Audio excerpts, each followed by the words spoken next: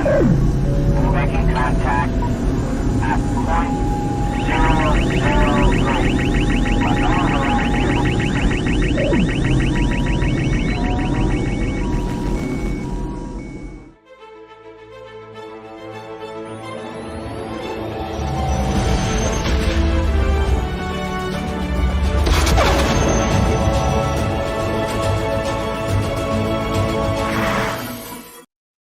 Welcome to Live Action Star Wars. I'm Ralph. I'm James. And today we are discussing all the junk that happened at D23. Yeah. Probably mostly the Skeleton Crew trailer, I would have thought. Right. But there was a couple of other things shown. We've got some real bad versions of them that we've seen, but I don't know if we're going to show them or not. We probably won't like put them up on the video feed, but we can talk about what we saw and things on there. Right. Yeah, I was playing catch up massively this week because I was another festival all weekend, partying.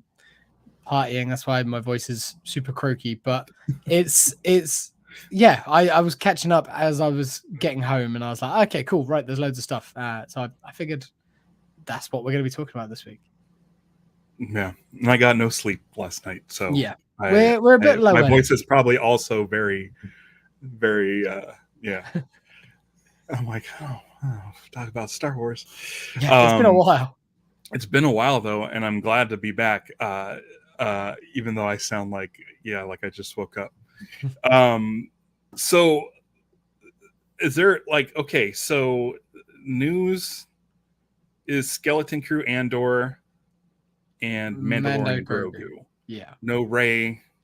I don't. Well, again, I wasn't following it. I don't know if they talked about it, but didn't have anything to show. I just found what was shown. So if there was things talked about, please let us know. But I think that it seems like between the Marvel stuff and this and the Pixar and all that, the D23 stuff, this show was very much focusing on like what is coming in the immediacy, like what's coming, actual stuff happening. Yeah, actual stuff. That's coming next year that we can show you, or in the case of Mando and Grogu, 2026. But hey, look, we have a movie. It is being made. We have something to show you already. Right. Let's talk about that one first. Yeah, cool. Let's get that out of the way. I'm the least excited about it.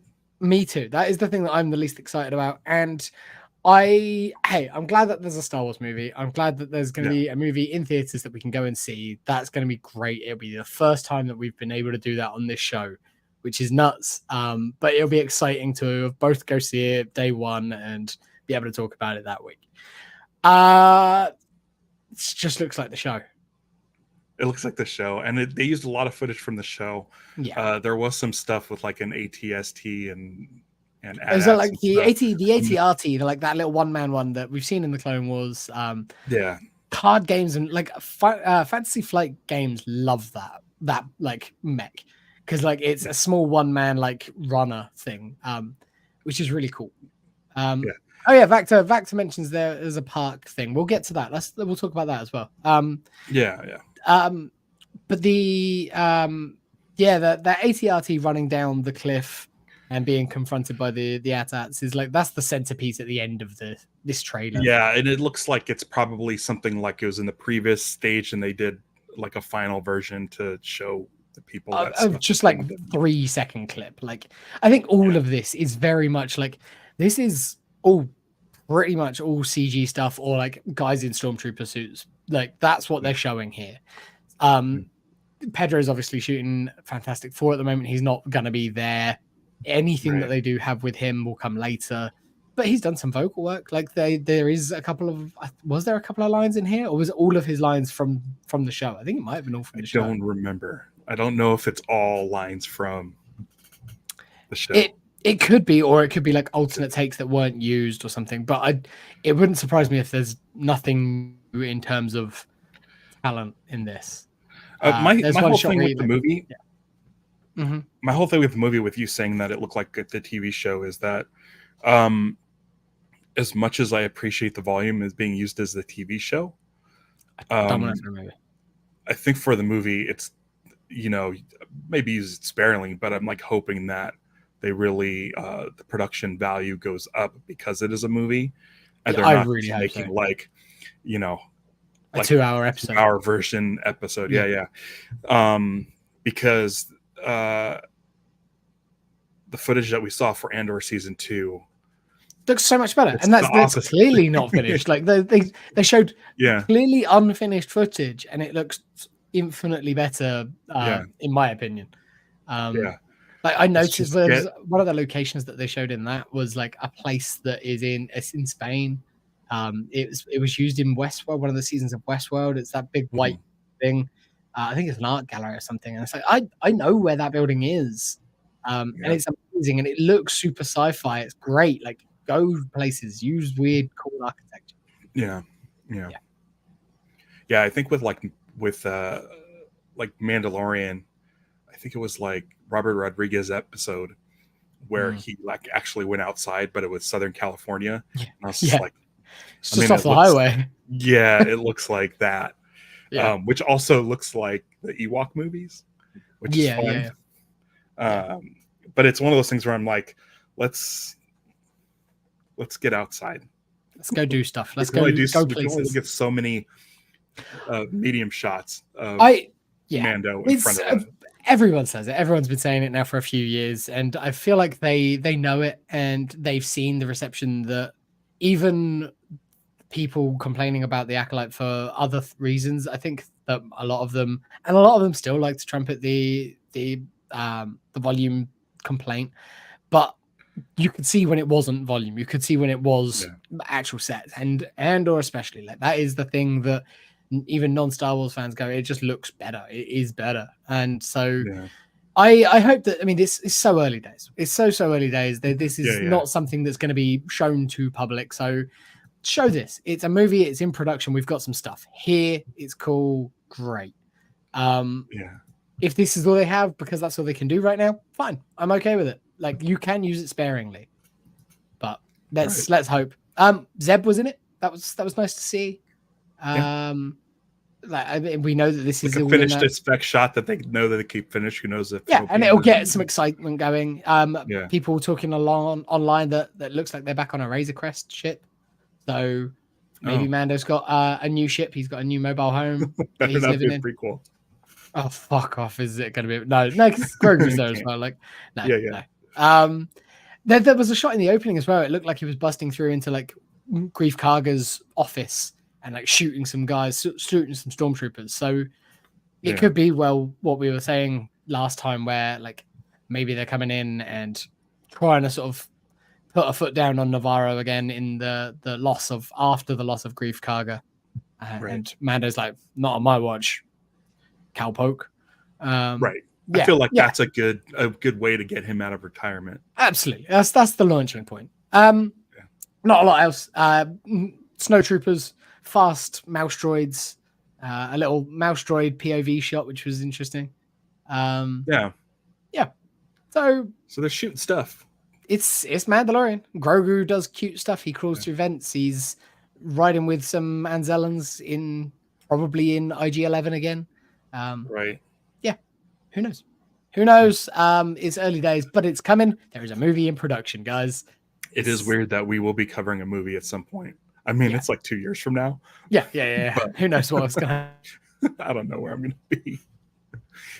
All right. I think the frozen thing happened again. Either James is frozen or I am frozen. I'm going to say he is frozen.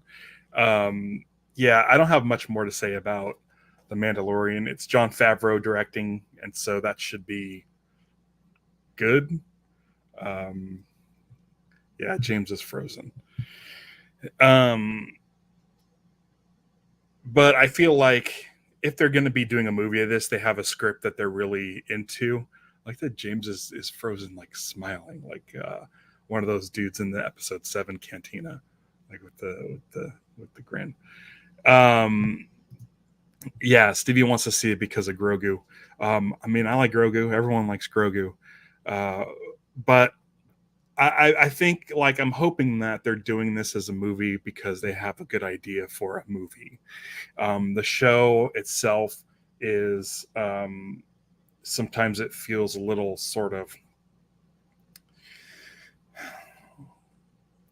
unrefined. I don't know how to say it other than it feels like it's the stories are very thin, and it's not really character driven.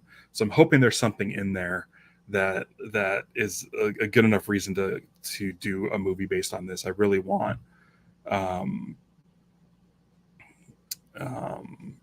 yeah.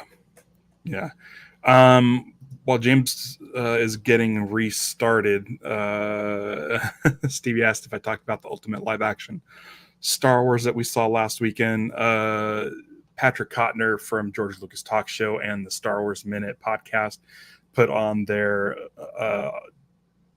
live stage reading of the Attack of the Clones script, and I saw it with Stevie, my sister, and Jeremy, and it was a blast. And I don't know, man. My Wi-Fi there's something happening at the moment with it. It just does not like me streaming in this room. Yeah, I don't know, weather or something. So I'm back on the other camera because I don't know. It's just doing my head in. I was talking about the Attack of the Clones reading over the weekend. Yeah, great. How was it? It was like nuts. So, like the first one was fun and nuts and crazy. Like I was like, oh, this is crazy. But then it got like traction on the internet, and so people knew what it was. Okay. And so the tickets sold out faster. Yeah. And I think the performers like went harder than they did last time. Oh, cool. So I haven't had a chance to catch up. Yeah. It's pretty crazy. I think if you go to Dynasty Typewriter, which is the venue that hosts it, you can still watch the full live stream. Yeah, that's my plan. As soon as I think last time it was up for like a month or so. So as soon as I've got, I mean, I'm guessing it went long again. Yeah. So as soon as I've got 3-4 hours, I will be getting back onto it, definitely. And I would say check it out, because I mean the version that goes up on YouTube is usually edited. And you'll get like YouTube commercials and stuff.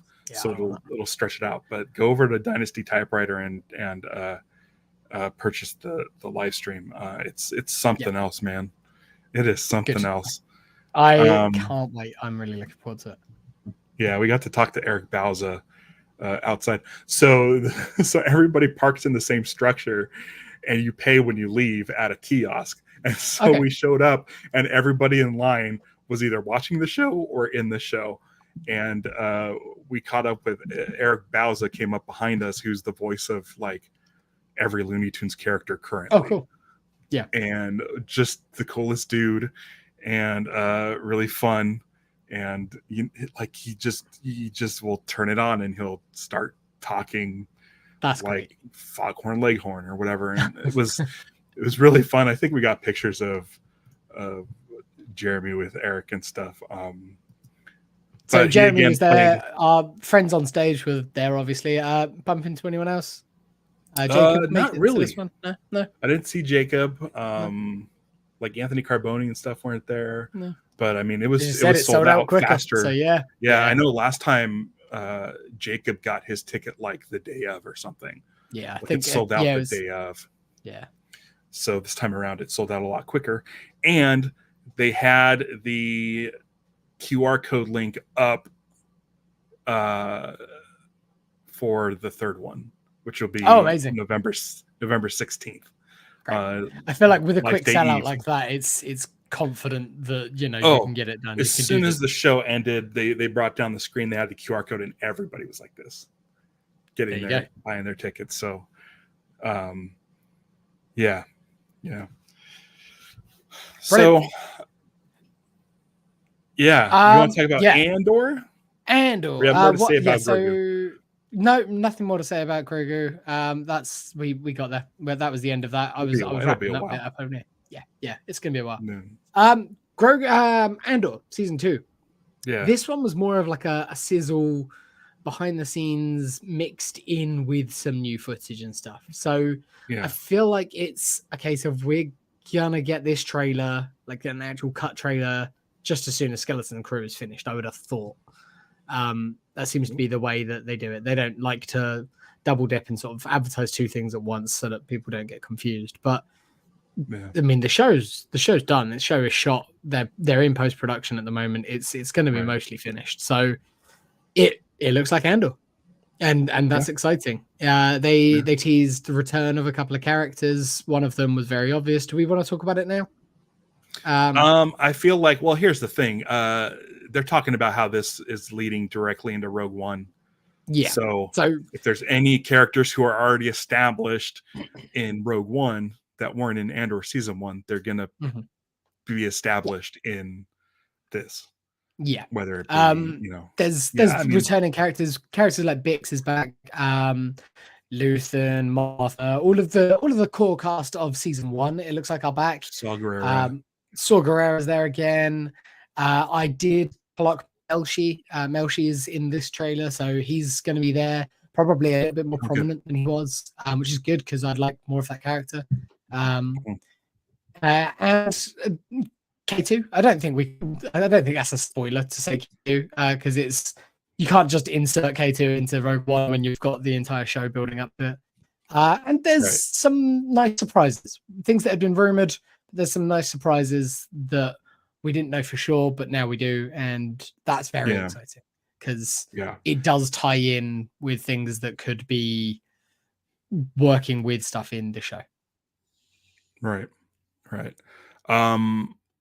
It was exciting to see footage, because it was one of those things where everything, I've seen Andor. It's amazing. It's great. Yeah. And you're like, I hope season 2 is like somewhere along the lines of the same thing. Like, I'm really hoping, and it looks like, from what it looks like, it does look like a continuation that they like clearly had planned out since, all the way from the beginning. They know they got to get to Rogue One, and so it does feel, just seeing the characters again, seeing the locations, seeing how it's shot, definitely feels like it doesn't feel like it was shot like 2-3 years later. No. And there was this one that had there was a little bit of worry with season 2 of this because of the writer's strike, because at first this was a show that they kept in production, and they were like almost forcing Tony Gilroy's hand a little bit at the beginning of the strikes, because they were like, no, you're done as a writer, so no more writing, no more like on the fly changing of stuff, but you're a producer on this show as well. You have to continue to produce the show. We are in production. And there was some pushback, and I think it was a week or two that they were technically in production still as the strike started, and they carried on because they were near the end. They only had about a month left, I think. And then the strikes happened, and eventually I think like Gilroy and everyone, I assume everyone, got their way, and it was a case of, nope, we're done. We are out. And so that's why they came back, and they had like a prolonged like bit of reshoot time, because writing happens as you're shooting. So I'm glad that they took that time. I'm glad that it all worked out, and it seems like everyone is happy, and it seems like the hope is that it won't have affected any sort of quality. Yeah. So but it looks good. It does look good. It looks really good. My internet might drop out again, looking at how the fact I am freezing. If it does, I will be back. Good. As long as you can hear me. Yeah. There we go. I think I'm back. Yeah, this sucks. This is really annoying. I might have to get a Wi-Fi booster. I've never needed one, but I might have to. Right. I only live in a small house. Yeah. That's through the Ethernet cable. Yeah, the Ethernet plug is out there downstairs round there, so it would have to be a real long cable. It's not gonna work.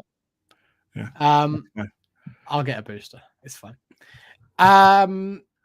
Anything else for Andor? I see I'm excited about it. I wasn't really like, I was like, okay, it'll happen. It'll be fun. Whatever. We see Yavin. The trailer.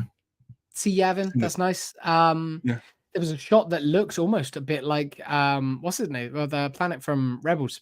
We saw in Ahsoka. Blank him. Drawing a blank on the name of the planet. The like dusty crop planet, Ezra's place. Ahsoka was Lothal. Lothal. It looked a little bit like Lothal. I doesn't need to be, but hey, if we get to see some Lothal with some connections, maybe. I don't know.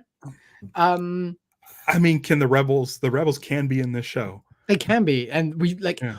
I've been saying it, and a lot of people have said it. I really want to see the Mon Mothma speech that we know that she gives on the Ghost. Right. So if we see her giving that speech, but in a hologram form from somewhere else in the galaxy, if they then cut over to her and we get the whole Rebels crew, That's the thing, though. You get a younger Freddie Prinze, you get But, a kid. but like, that's the thing, is it's like, does Tony Gilroy give a shit about that stuff? Absolutely not. Absolutely not. He cares about Does Mon the Mothma, story like, group, does the story, like, I feel like, wonder what the relationship is between Tony Gilroy and the story group.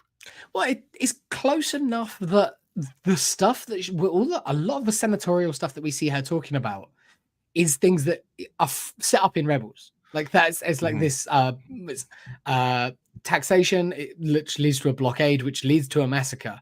We know it leads to a massacre by the time of Rebels, and so she's talking about it as this like blockade or something in Andor. So there is a conversation happening. He's not ignoring them completely.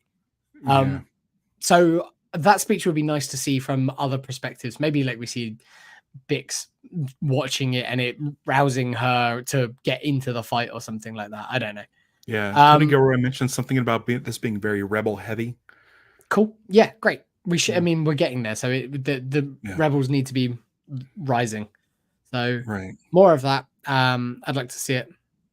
There was people talking about like different ships and things that we've seen, and it's like it's nice to see these. There's apparently there's Imperial police gunships and TIE interceptors been seen. There's definitely some others in there. U-wings are on Coruscant, so it's nice to see that stuff. That's like nerdy Star Wars shit that we like to see. But this is a show that is so much bigger than just seeing. So not that, yeah. It's like that stuff feels background, which is fun. So it almost feels like the opposite of what I was talking about with Mandalorian. It's so character centric and story centric. Yeah, it's not action centric. But the thing is, the action's still good and everything still looks good. It makes it's really more tough impactful to compete with. Like it really makes any other Star Wars so tough to compete with.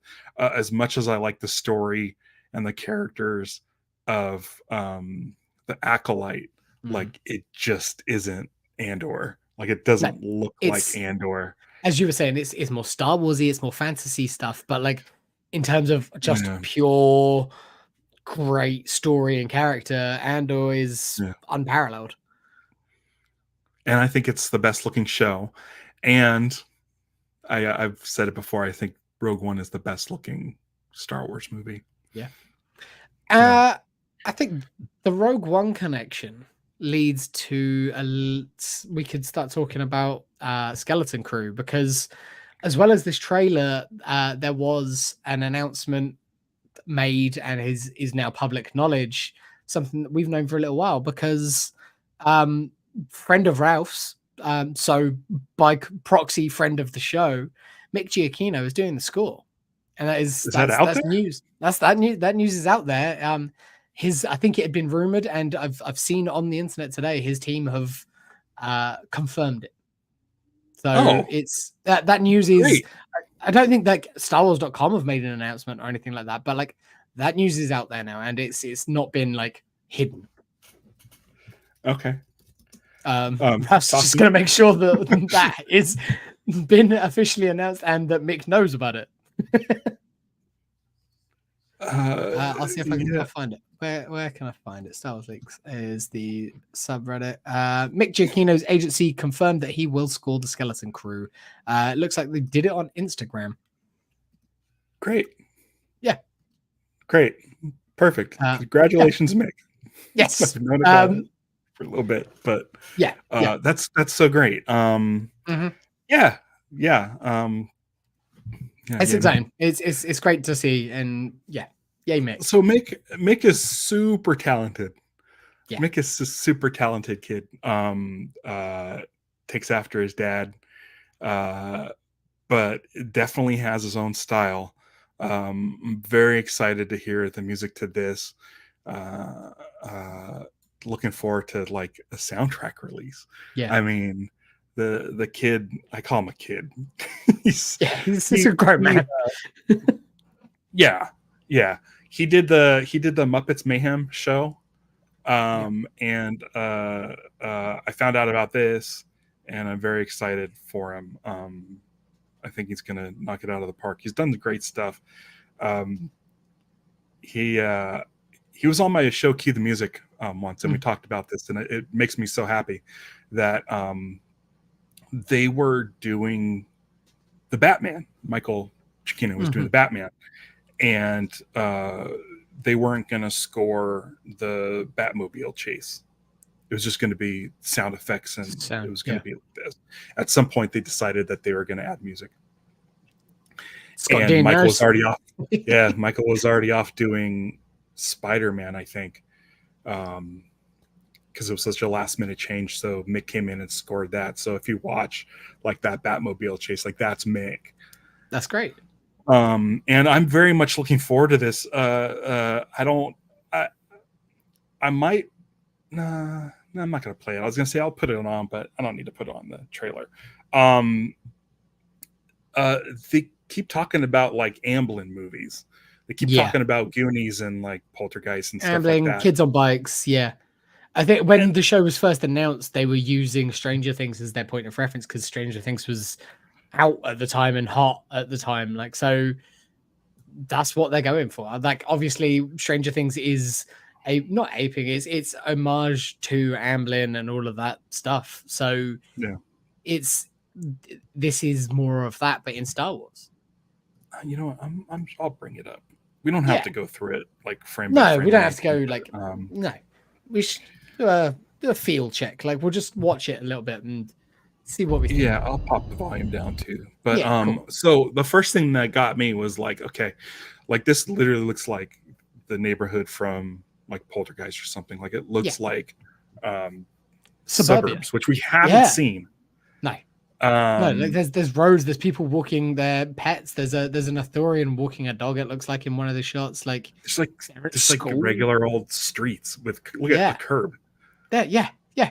And the monorail tracks from like the Disney rides, it looks like the one in Tomorrowland. Like Tomorrowland. Yeah.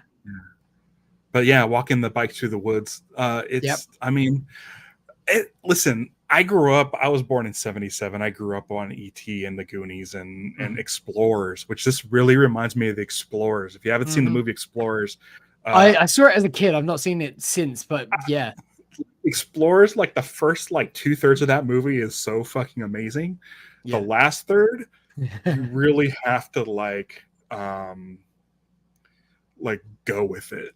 Okay. It takes a hard like left turn in that third act, and it asks a lot of its audience. But this reminds me of Explorers more than anything. Great. The fact that they in the movie Explorers, they essentially build a spaceship. These kids build like this spaceship. Yeah, just out of like junk. And in this one, they find the spaceship.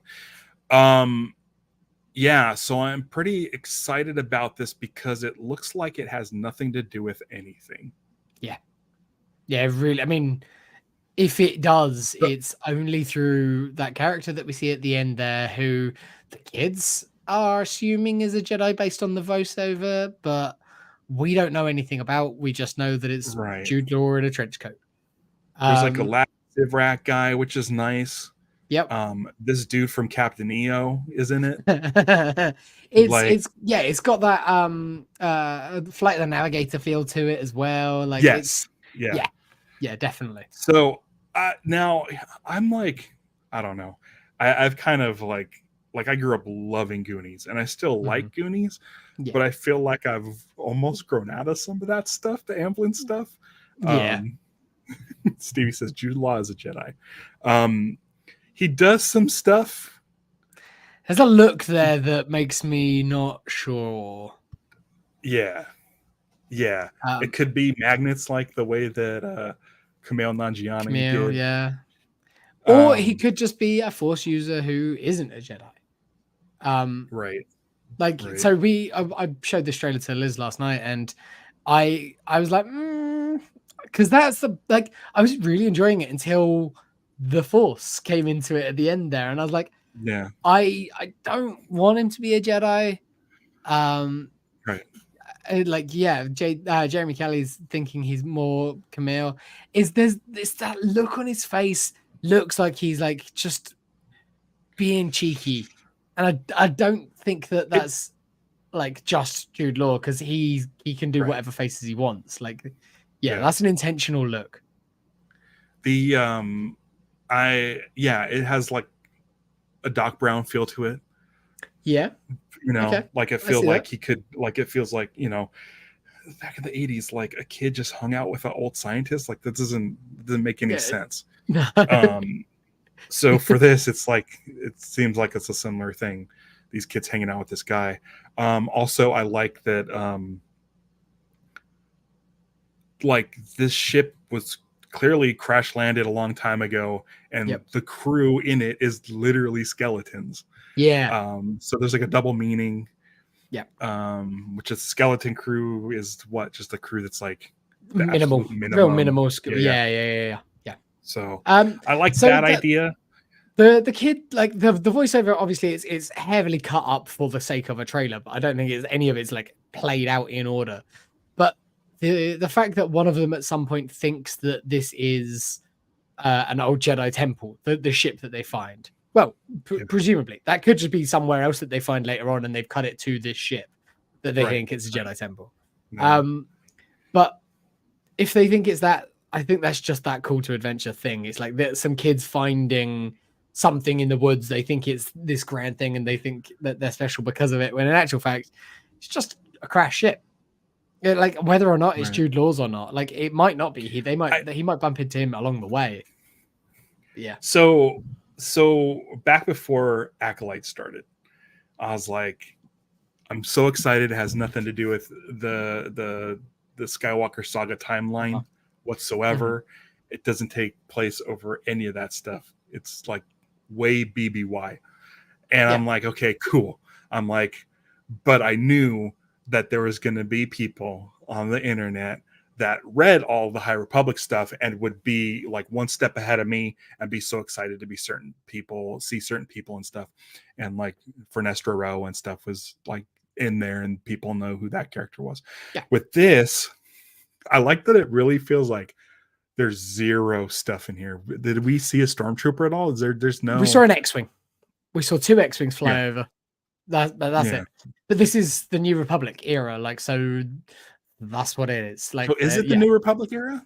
Yeah, it's the same time as Mando and those shows. Like, it's in that time frame. So it's happening around those. So like Empire's been defeated, but there's some remnants out there. X-wings are cop cars at this point. Like they are just it's like they're just patrols. Yeah. So wherever they are, maybe there might be some Imperial presence. There might be some outlaws or something, and this could be the Adelphi Rangers. We might get some Carson Tava flying over, or I hope not. I don't think we will. Like those guys seem to be busy over in Mando world, but like I remember this is the first time. The fact that this is the first time that we've seen a suburb in Star Wars. Yeah. Leads me to believe, like, hey, listen, the galaxy is so huge, but over here is this little tiny place. Like it feels like we're so far away than anything else we've seen. So just leave Star Wars over there. I'll be happy over here. I'm happy over here with just stuff that's not part of this. It doesn't need to be like. I don't mind seeing some X-Wings. You put in the director or some of this show, like put Mickey in an X-Wing. That'd be great. Like that's a nice cameo. Like they can be an X-Wing pilot. I don't mind that being a trend, as like the X-Wing pilots as the cops are just people from behind the scenes. Like that'd be fun, but it doesn't need to always be the same people. This doesn't need to be the Adelphi Rangers that we've seen, because they seem to be like on a mission at the moment. They seem to have something that they're doing. I don't want this to be a part of it.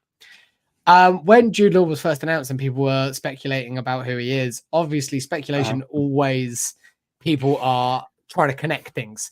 And there was like people, I remember hearing it from a few different people, or it could have just been one guy and people were echoing it, that they were like, oh, what if it's a younger Law Santeca from Force Awakens? And I was like, I don't need that. Don't need this I don't guy to want be it. like old friends with Luke Skywalker or anything like that. Like, just Yeah. no. Like, Just just be guys. just be a guy. If he's force sensitive, he's probably, based on his age, he's gonna have been in hiding. He would have been a young kid at the end of the Clone Wars, maybe. Young force sensitive. If it's anyone, all right, here you go. If it's anyone who's connected, it's that kid who Obi-Wan helped get to Kumail Nanjiani, and in Obi-Wan Kenobi, who Kumail helped get off that planet because he was force sensitive, or that there was some special gifts there. And that's the extent of it, but they're not very strong, and so he uses some magnets because he saw him doing it. There, bang, there you go. Age sort of works out. But it doesn't want mean it to connect to anything. Doesn't mean it doesn't have to be anything. It really doesn't need to be anything. Scott D wants like Jackson. Star Wars. Jackson the bunny rabbit. Yeah, bring him in. Fuck it. Let's get a Sure. purple bunny rabbit in there. I mean, if they're gonna put in Captain Neo, dude, then that's great. Yeah. Yeah, Jeremy Kelly. That I think that was named as Corran Horn, wasn't it? Yeah, cool. Fine, because this version of Corran Horn in canon isn't connected to anything. So if you have to do it, do it, but it doesn't need to be. Let's just have it be separated. It looks nice. It looks cool. I like the different aesthetic. I like the fact that it looks like Tomorrowland and it's the suburbs. We've seen so many cities, and then we've had desolate or we've had metropolis. Like, we don't see this before. Yeah. I'm on board. I'm excited for it. I'm into it. I'm here for it. Yeah. I'm curious to see what the music sounds like. Because I think one of the things with Star Wars, like always, whether you like it or not, like people who don't like the prequels, the music's always good. Yeah. Like John Williams' music's good. Yeah. Mandalorian music's good. Andor music's good. I can't wait for Nicholas Bertel's so good. season 2 score. Michael Abels did a great job on Acolyte. I'm excited to see.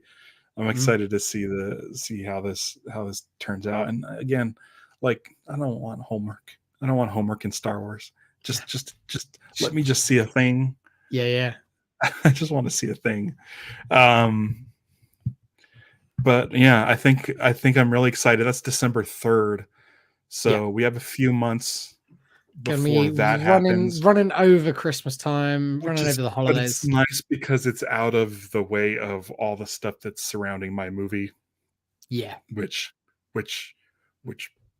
I mean may or may not include music by Mick. I don't know. There we go. Little teaser there. Yeah.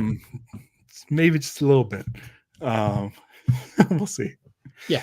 I mean, but you never know. We might be able to get Mick on the show to talk about Skeleton Crew. We could have one of those. Yeah, maybe. Yeah, exclusive interviews that Star Wars Explained always managed to get. So we've got a name. Yeah. So when I went to Twitter to check to see, I just typed in Mick's name in the thing. One of the pictures that someone used was a cropped version of the thumbnail art for the Cue the Music episode that I did with him. Oh wow! Okay. So.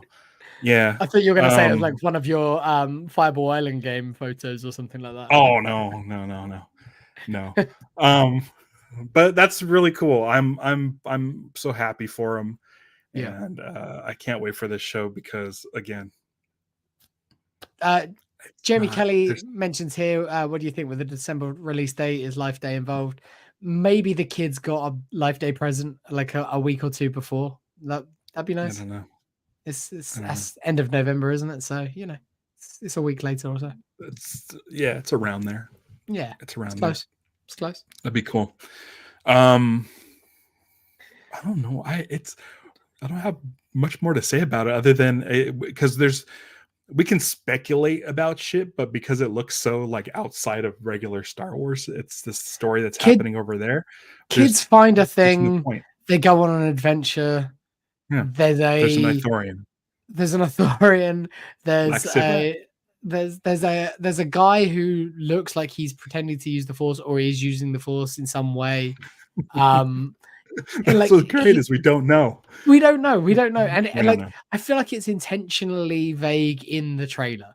The kids certainly believe he would, because that they're looking for that. They want that. Right. But I don't think it's as cut and dry. Like, I always thought this when we sort of first saw things, there was like this one guy in a trench coat and 4 kids. I was like, all right, so is he good? Is he bad? Is like, what's the deal? And I think that's always going to be a question. It's again, the most recent version of this is Stranger Things, and it's Sheriff Hooper. Like, he's in that first season of that show. He is a little bit antagonistic, but he is also a good guy. Like, he's an authority figure to the kids, but he's on their side as well. So I feel like it could be a similar dynamic with this. I'm excited. Did you want to talk about the park stuff? All I saw was that they're adding Mando and Grogu to Smuggler's Run. I don't know what the other is. There anything else there? Unless Vactor's talking about like stuff like Cars Land and stuff, but I didn't hear anything about Star Wars expansions other than and even with that, like, I so briefly saw it. I don't know, like, are they replacing the old one with Hondo and Chewie and that, like, or is this like, I'm assuming it's just the on-screen stuff will be different. Cool. That's what I want. Probably have Hondo say something else. Yeah, that's fine. Like, between these hours, maybe you're running one version of it. Between those hours, you're running another version of it. That's cool. That's fun. I like that sort of expansion. That's a good way of doing it. Reuse those rides. Like, that's a nice, like, and I'd be sad if I hadn't got to experience the original version, but it's digital. You can always roll it back at some point if you want to bring back the other one for a while. I'll be very sad if I don't get to do Rise of the Resistance before, like, they change that or do anything with that. But from what I can gather, it's a lot more intense. Like, that'd be a much bigger change on that one. So, I did notice when they announced the park change on that. Some comment on Instagram or something were like, "Oh, there's no story reason why Mandalorian and Grogu would be involved in the Millennium Falcon at this time. Like, it's just why are you doing this?" And I was like, "It's a fucking ride, dude. Like get over it. Like, what? They are the biggest thing in Star Wars at the moment. You can't deny that. Like, whether we like it or not. Like, of course they should be at the parks and they should be featured in these things. Like, it just it makes sense. Yeah, they're live around this time. Yeah, they're there. Like, get over it. It's a theme park. You don't walk around saying it doesn't make sense that Mickey Mouse is there with, like, Pluto in this land when they should be over here, or they're both in the same place at the same time. Like, yeah, people are so stupid. I hate it. I hate the internet. I know. Yeah. Do you want to go ahead and cut this one early? Yeah, I think we're both pretty tired. My voice is starting to go completely. Anybody has anything that we missed? I think we'll I'm just gonna say it. Let's come back in 2 weeks. I think so. Otherwise, we're gonna have nothing. We'll figure out a topic, but I'm really getting close. We're getting close to the month mark around the movie coming out. You just wrapped your last shoot this last week, and hopefully that'll be getting announced soon. Yeah, I'd like to talk about that, but can't. But yeah, it's good seeing everybody. That's the thing is, like, I was watching the D23 stuff and I'm just like, this is too much Disney. There's too much Disney stuff. And I'm like, I don't really get caught up in it because I work there. Yeah. And I like seeing Star Wars stuff, but at the same time, like, it's always like so far away. And like, even with Acolyte, I didn't get excited for Acolyte until like I saw the first episode. Yeah. So I'm just like, I just don't feel like being part of the sort of Disney machine of podcasters just regurgitating what they saw at D23 and being part of that hype machine. And I think that's the thing. It's like, it's either it's the two sides of it, isn't there? There's no middle ground. It seems like it's either hype machine or absolute trash, garbage fire people who are awful. Yeah. It's like, let's just enjoy it when it comes out, and we'll talk about other stuff in between. Yeah, but that's the thing is, I'm like, yeah, but what else am I going to get to talk to James about? Because I want to talk to James. It's been Yeah. 2 weeks. This would be Oh, ideal time for them to drop an Invincible season. Amazon, come on, like sort it out. Oh, shit, man. There's probably going to be a special. Do you think I don't know. New York Comic Con? Maybe. Maybe. That'd be nice. Yeah. That'd be real nice. Yeah. But we should be back in 2 weeks. Yep. We'll have something. Don't know what. We'll come up with something. I don't 2 even know weeks. whose What's the turn it date on is. No, I don't. What's the date in 2 weeks? I might be able to talk about. I'll have been playing. I'd have potentially been playing Outlaws for 24 hours, or I might have been able to put a couple of hours into Outlaws. So, yeah, okay. I might have something. Cool. But it'll probably be a day. But probably not next week. Chat. Yeah, probably not next No, week. unless Next there's week's something big crazy happens and you're free, then we'll be off next week. Okay. Yeah. That works. But it's great to see everyone, great to talk to everyone. I've missed doing this. So, yeah. 2 weeks is too long. And we used to do that. It used to be the schedule. It used to be the standard. Yeah. Stevie, wait. You want to play Outlaws? Wait. Just wait. It's not going to go anywhere. Wait until you hear what people say about it. I'll talk about it. I'll talk about my experience, and then I might sway you. Well, I mean, we don't have. Yeah. We have to get a console. Yeah, exactly. So we're on PS4 time. Yeah. PS4 and Switch is what we got. Yeah. All right, everybody. Thank you for joining us. Thank you for putting up with my poor internet today. We'll be back in a couple of weeks, probably. Hopefully. Probably. Hit the bell icon so you get notified. Yeah. Follow us on the socials and stuff like that. Yeah.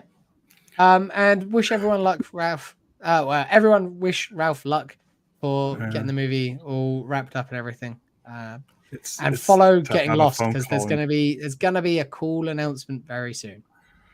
Yeah, and have a phone call to take in 45 minutes.